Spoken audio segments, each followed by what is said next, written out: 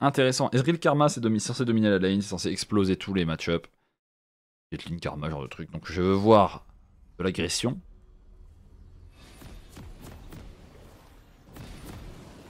Je veux voir de la domination. Je veux voir un homme AFK qui s'appelle hashtag caca, putain. Et on prend le contrôle du buisson. Bon, les joueurs de Karma, évidemment, quand vous jouez Karma, c'est rare qu'on poule en 2024. Mais il y a des golems encore quand on est en dessous du platine. Alors on est en platine. Mais il y a des gens qui poulent encore en 2024. Bon, franchement, n'hésitez pas. Hein. Si vous voyez personne à venir ici mettre un gros mantra Q sur les mecs qui viennent, parce que c'est gratuit. C'est gratuit.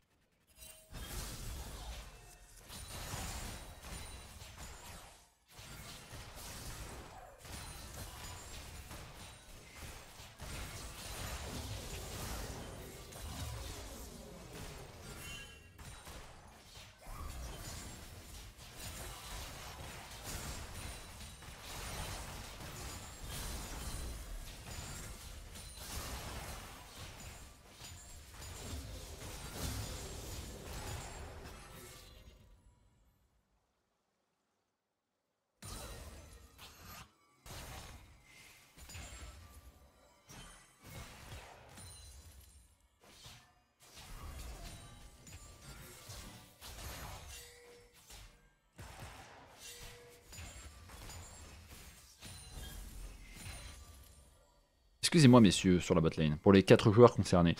Aucun de vous ne connaît ses spikes et ses forces en 2v2? Non, parce que la Janna midlife qui peut jouer tranquillement face à Ezreal Karma depuis tout à l'heure, alors qu'à chaque fois il y a full vie, niveau 3, avec tous les CD, avec barrière plus exhaust.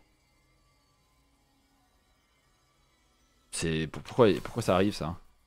Surtout qu'il y a des timings très importants, comme moi je peux en trouver un très facilement, mais il y a des timings où tu vois la Janna utiliser son shield, plus le Lucian utiliser son Q, ce qui veut dire que là, ces deux golems, ils peuvent juste attaquer quoi. Enfin, qu'est-ce qu'ils font quoi? Mais on est en plate, donc en plate, on n'est pas forcément encore à l'aise avec l'idée de prendre des risques, ce qui n'est pas très risqué ici d'ailleurs. Le jungle est du bon side de la carte, c'est parfait pour prendre le 2v2. Mais ils veulent pas. On va attendre, on va chill.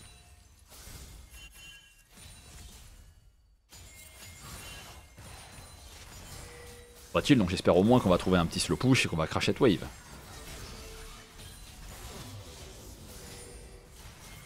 Oh non, ça va à moitié crash tourelle, donc on va reset. On va reset avec assez pour acheter Shin plus de tir, mais c'est difficile d'avoir ça sans prendre un kill. Ah, c'était une wave de plus.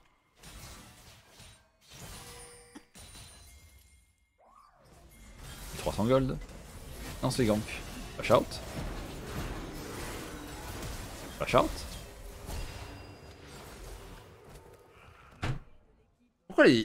Pourquoi les viewers que je review, ils font de la merde, et les adversaires se vomissent et se pissent dessus, et c'est encore pire. Qu'est-ce que tu veux que je lui dise? Bien joué d'avoir overstay, d'avoir aucune gestion de lane, et de rien comprendre à la game, mais de prendre double kill.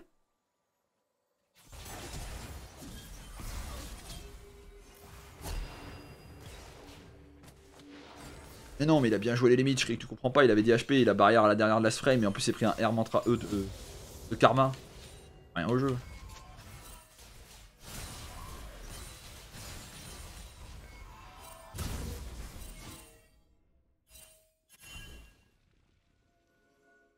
Attends.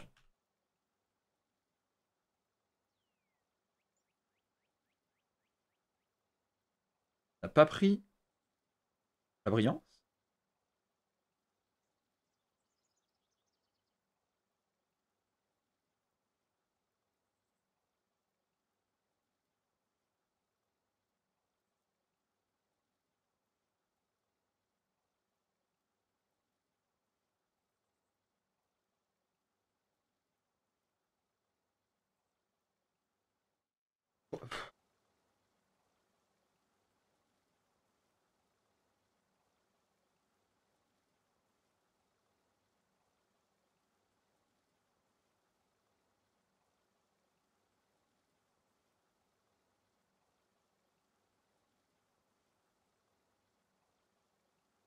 Quand tu as un timing où tu bases avec autant de gold que ça. Avec Ezreal, fondamentalement, tir, brillance. Le reste, tu t'en fous. Tu veux tir brillance, double épée longue, par exemple. Très bien. Tir brillance, double épée longue, c'est très très bien. Très très bien. Et tu ne veux pas la hache intrasecte qui est l'un des pires items du jeu. Tu donnes 20 dégâts d'attaque, 20 d'attaque speed. Il n'y a même pas de passif, il n'y a rien. C'est juste 20 dégâts d'attaque, 20 d'attaque speed. Alors que tu aurais pu avoir une brillance sur chacun de tes Q, plus 20 d'AD, avec double épée longue. Plus, je sais pas, un cristal de rubis ou je sais pas quoi. Pitié, ne prenez pas la hache intrasecte à la place de brillance.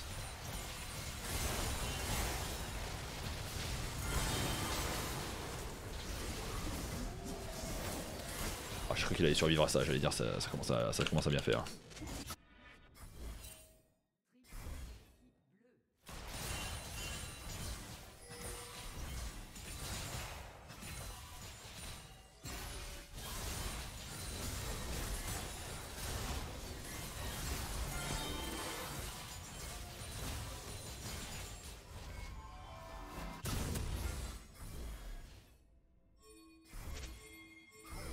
La brillance est là. Let's go. On se rapproche de la Trinité.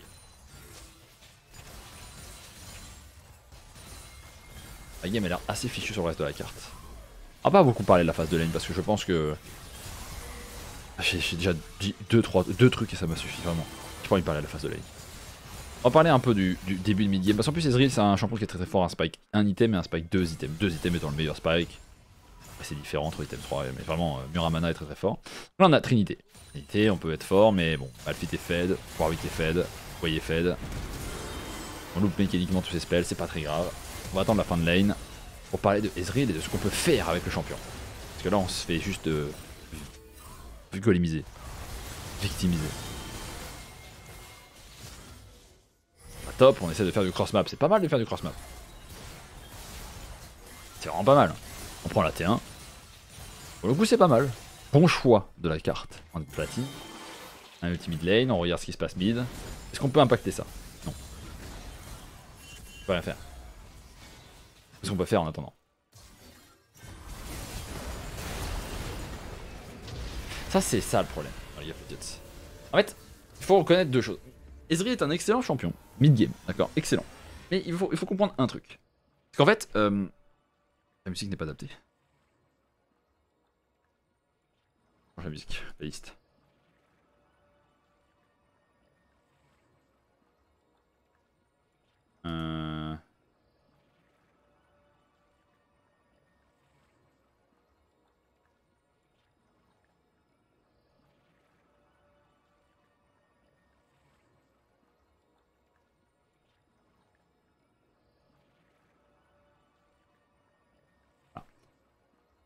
Ce qu'il faut comprendre avec Ezreal, c'est très simple. Le champion est fort en mid-game, le champion est fort en spike, à 2 items, 1 item, parce qu'il peut faire beaucoup de dégâts range et il peut jouer avec sa mobilité pour avoir peu de situations où il se fait catch. Donc il faut savoir reconnaître quand tu peux E et quand tu peux ne pas. Là, tu ne dois pas E. Là, tu vas vouloir E, ce qui est normal. Tu vas te faire ramener et ensuite tu vas te faire exploser. En gros, ce qui se passe, c'est que tu joues pas les limites correctement. De 1. Mais ça, c'est pas ce qui va te faire progresser de fou que d'apprendre à mieux E. Et il faut comprendre que si tu joues Ezreal, t'as le droit de faire ce que tu fais, mais faut juste follow up avec des bonnes mécaniques. T'as le droit de poke, t'as le droit de jouer comme ça. Mais ça c'est le premier point, c'est vraiment le fait de, mécaniquement, t'as le droit de faire ça, mais t'as pas le droit d'échouer sur ton E, à attendre d'être trop proche du Warwick pour qu'il te follow up et te mettre le fear. Parce que si tu dash out vers là, c'est fine, t'es tranquille, et ensuite Malphite ne peut rien faire. Moi, ce que je veux venir comme point, parce que ça c'est le premier point, le vrai point c'est, il n'y a rien à faire mid lane, à part ce que tu fais, c'est-à-dire poke. Mais il n'y a rien à faire sinon. Donc tu as deux choix possibles. Soit tu vas en side récupérer des ressources, soit tu vas chercher des ressources aussi dans la jungle, le scuttle par exemple qui est gratuit, genre de truc, où tu vas poser de la vision et tout ça, défendre ta vision. Ou alors tu fais ce que tu fais, c'est-à-dire jouer avec ta range pour prendre des pokés. Mais si tu fais ça, faut que tu le fasses bien. Par contre, tu avais aussi le choix d'aller récupérer des waves en side, de continuer de push et d'ignorer la mid lane vu qu'il y avait Tristana, Karma, tu pouvais faire ce que tu veux. Faut juste faire un des choix et le faire correctement. Ça c'est pas un bon choix. C'est un ignoble choix même.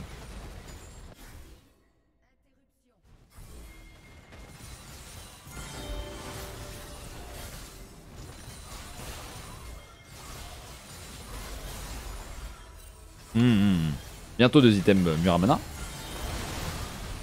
Et c'est là où t'es fort dans cette game. C'est quand t'as 2 items et que tu joues en mid lane et que tu pours comme ça. Ça fait 2 fois que t'aimes bien faire ça là. De ramener Warwick dans ta team.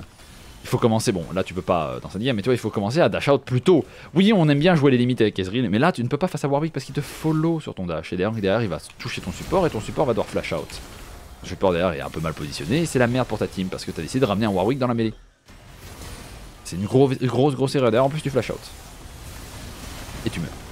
Et tu vois la différence entre un Ezreal qui est bon et un Ezreal qui n'est pas bon, c'est vraiment sa capacité à jouer avec sa range et comprendre ses limites. Et tu peux jouer comme tu joues, juste tu dois mieux jouer, mieux comprendre les interactions avec les champions adverses. Et si tu fais ça et que tu fais trop de fois cette erreur, faut que tu arrêtes de jouer comme ça. Et que tu commences à mieux farmer et ensuite soit changer de champion, soit apprendre à mieux jouer ta range, parce que la range Ezreal c'est ce qui différencie ce champion de Jinx ou quoi par rapport au fait d'être hyper carry, tu vois. Donc si tu ne sais pas jouer avec la range du champion, ça ne sert à rien que tu joues Ezreal, autant jouer Jinx, autant jouer Zeri, tu vois. La force d'Ezreal, c'est de ne pas être catchable, c'est de pouvoir être tout le temps un moustique permanent à mettre des autos, des Q, trucs comme ça, et de jouer avec sa range. Et encore une fois, tu dash out trop tard. Et ça va te coûter cher tout ça. Après là, je peux pas t'en vouloir. Il sort du fog, il presse R, t'as réflexe E, c'est acceptable. Je vais pas t'en vouloir là-dessus, c'est très acceptable.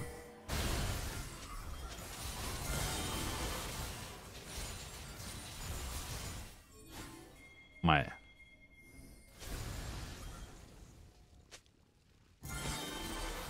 Tentative de style de Nash.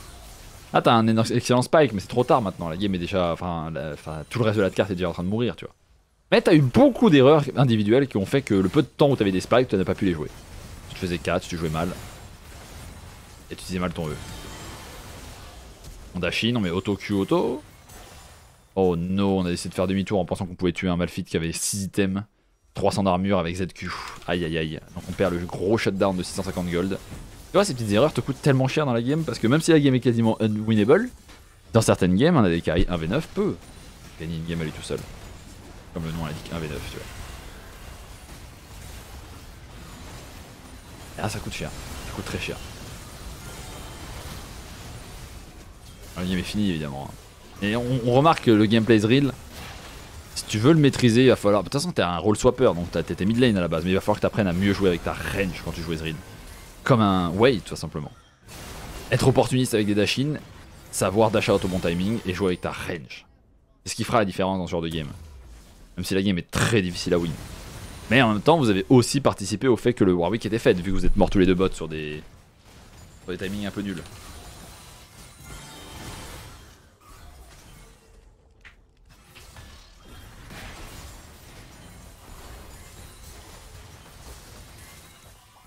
Parfait.